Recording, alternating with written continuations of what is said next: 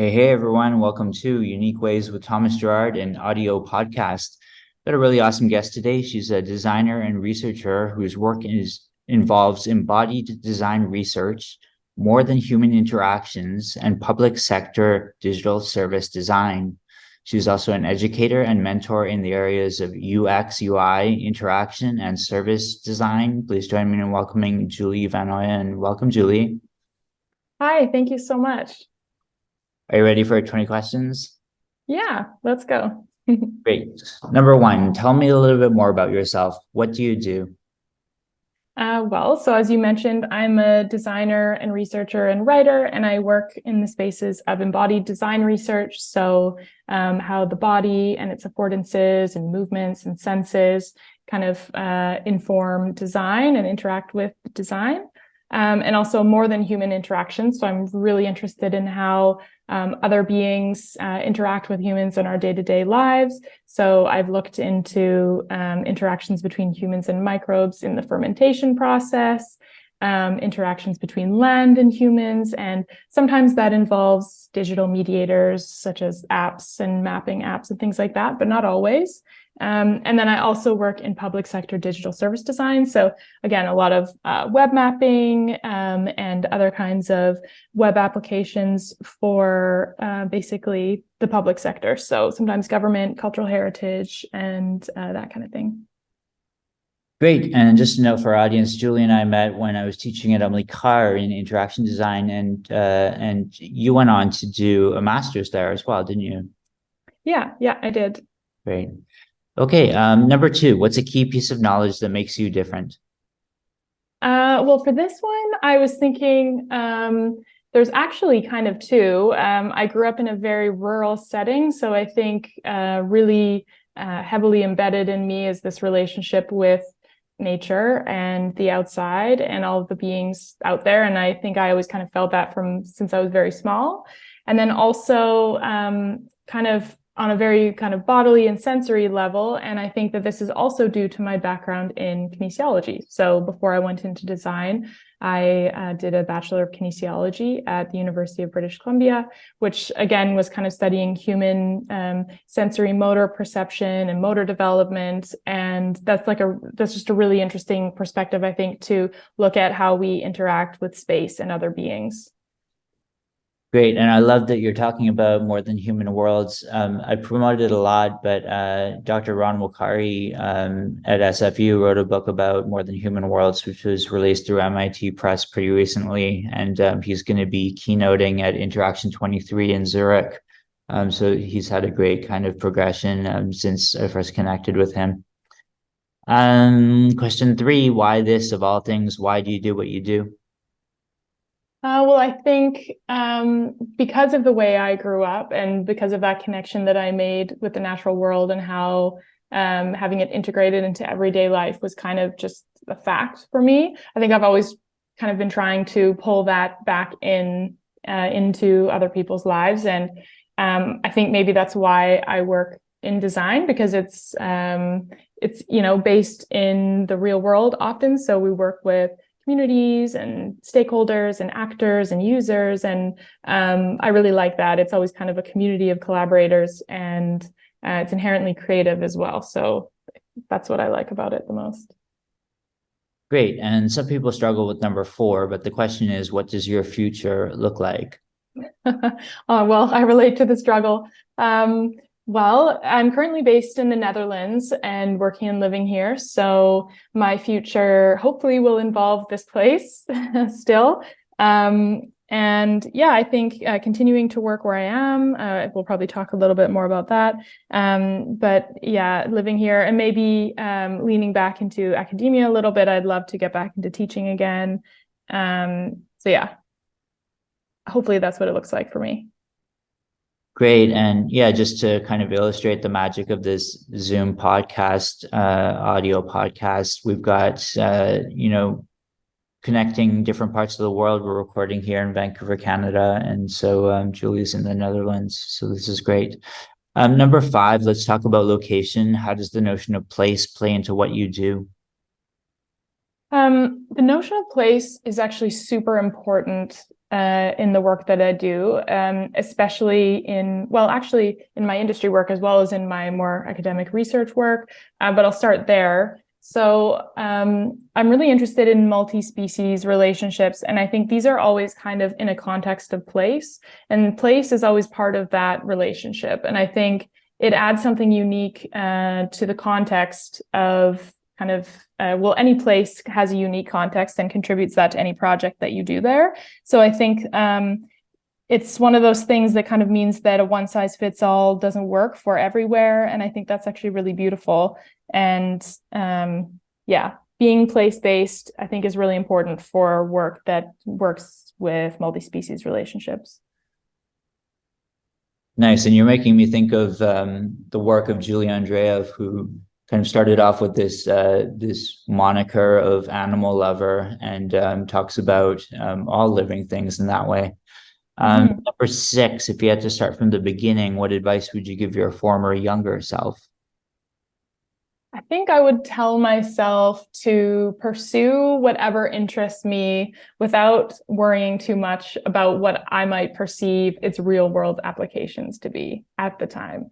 So in my experience, pursuing things that I was interested in always kind of ended up in having some kind of real world application or work involved. And so it's so much easier to stay motivated and to, work hard and work with passion when it's something that truly interests you. And it's something that I hear, or that I used to think a lot when I was younger, like, yeah, I want to be an artist, or yeah, I want to be a designer, but will I get work? Where will I work? What will my job be like? And I think just following what I really had a passion for ended me up in a place where I was doing work in what I had a passion for. So I would say to do that.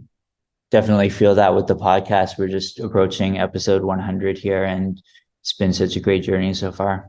Number 7, what's a day in your life like? So a day in my life right now, I recently moved to Scheveningen, which is a beach community near The Hague in the Netherlands. And so the days are getting longer. And so I usually actually wake up pretty early these days and make a coffee and write or reflect or meditate, actually for a couple hours in the morning before I have to start work, because I work pretty close. And I also work hybrid, so I can work from home if I want. So I like to start the morning off kind of relaxed, and then work for the day. And like I said, I either will head in to the office. Our office is located in the Royal Library in the center of The Hague. So it's a very cool building. It's connected to the National Archive, and I love to go in there just for the experience of being in these great buildings and also seeing my colleagues. And then because I'm near the beach now, after work, if it's nice out and if the wind isn't too wild, which it sometimes is in the Netherlands, I will often go to the beach because it's about a 10-minute walk from here. So that's what my days are looking like these days. Great. And number 8, lifelong learning is a popular topic. How do you stay up to date? So for me, I think actually the number one way that I stay up to date with the things that I want to keep tabs on right now is actually through some email listservs. So I'm on the PhD design one, and there's an artistic research one called Sarah that I'm on as well. And so news about projects or, work projects that are looking for participants sometimes, but also artistic research PhDs and sometimes even talks come through there. So it's kind of a nice way to get really specific information on the stuff that I'm interested in right now. And then other than that, the Netherlands is a great place to go to artist talks and things like that, because there's just so much happening here with art and artistic research and design, of course. And so, I don't know, maybe once a month or something, I'll go to a talk with a friend or something just to hear what other people are doing. Nice. And approaching halfway here, number 9, what tools do you use? Are you both digital and analog? Yes, I am both, actually. So in my day job at Europeana is where I work in the Royal Library. I am hybrid working, so I have a laptop MacBook Pro that I take in or I use to work from home. But even though, and I'm their product designer there for their platform. But even though I'm a web designer, I also always have sketchbooks and paper notebooks, and especially if there's a lot of information or a lot of kind of visual design to do, I definitely like to draw it out. And again, that's kind of the connection between body and mind and creativity, and engaging more of the body through drawing or sketching or writing always kind of helps with the creative flow. So definitely both digital and analog. Yeah. Good stuff. Number 10, how do you deal with work-life balance? Well, I'm super lucky in that I live in the Netherlands, which has very, very good work-life balance, usually worked into the culture.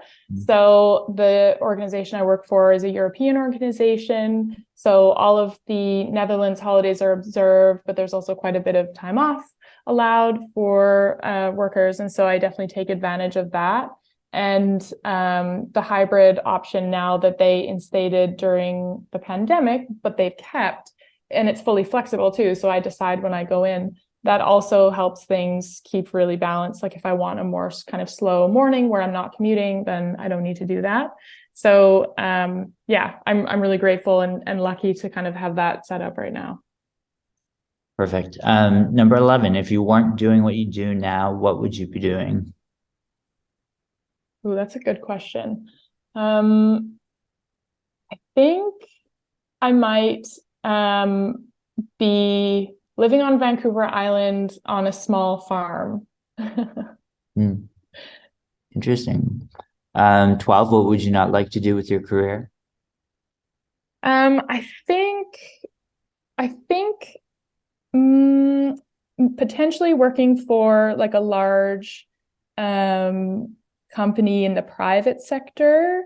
I've done it before for a smaller company and it was fine. And we actually did a bunch of public sector projects, but in general, I'm more passionate about public sector projects and, how they relate to commoning and, open access for citizens and stuff like that. So yeah, I think one of the big private companies, I think I would pass on at this point. Do you have a favorite word, quote, or sentence? Yes. I like the one that describes how we basically come from stardust, how the molecules in our body at one point were ancient stars. It's interesting.